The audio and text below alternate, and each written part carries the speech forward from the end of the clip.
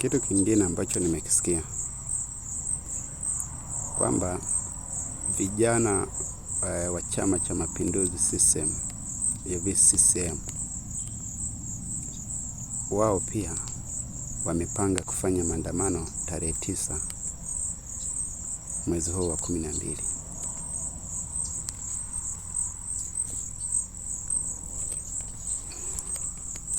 Yaani wakati majenzi wanasema tarehe 9 wanaandamana, UVCCM nao wanasema tarehe 9 wanaandamana.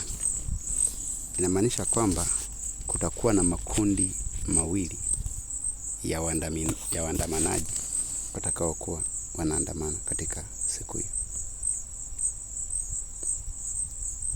Sijui wazo hilo limetoka wapi, lakini naomba niseme tu kwamba moto hauwezi kuzimwa kwa moto. Japokuwa tumefundishwa madarasani kwamba dawa ya moto ni moto.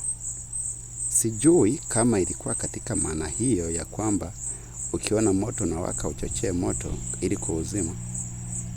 Ila kama ilikuwa ni katika maana hiyo, hiyo maana sio sahihi.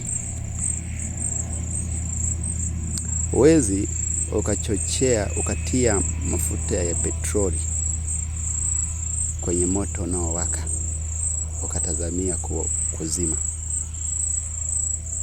Utalipuka. Naomba niseme tu kitu kimoja kwamba majezuiti kama tulivyoona hapo, anaweza kusimama upande wa waandamanaji, akasimama upande wa wale wanaoandamiwa. Yaani kwa maana kama wanaandamana dhidi ya serikali ya CCM, kwa hiyo majezuiti wanaweza kuwepo hata katika serikali ya utawala wa chama cha CCM. Jezuiti huyo anaweza kuambia walio upande wa CCM wakafanye kitu kile ambacho jezuiti mwenzake amewaambia waandamanaji wakifanya. Kumbuka kwamba katika kufanya hivyo watafanikiwa wao, sio waandamanaji. Kwa sababu hiyo ninachokiona ni kwamba UVCCM wakiandamana, majenzi wakiandamana, ni kwamba ni uchocheaji wa moto ambao utadharisha umwagaji wa damu, na watakao kuwa na mwaga damu hizo ni Watanzania wenzetu dhidi ya Watanzania wenzetu. Hiyo ndugu zangu, na wasihi sana tuepukane na masuala haya ya maandamano.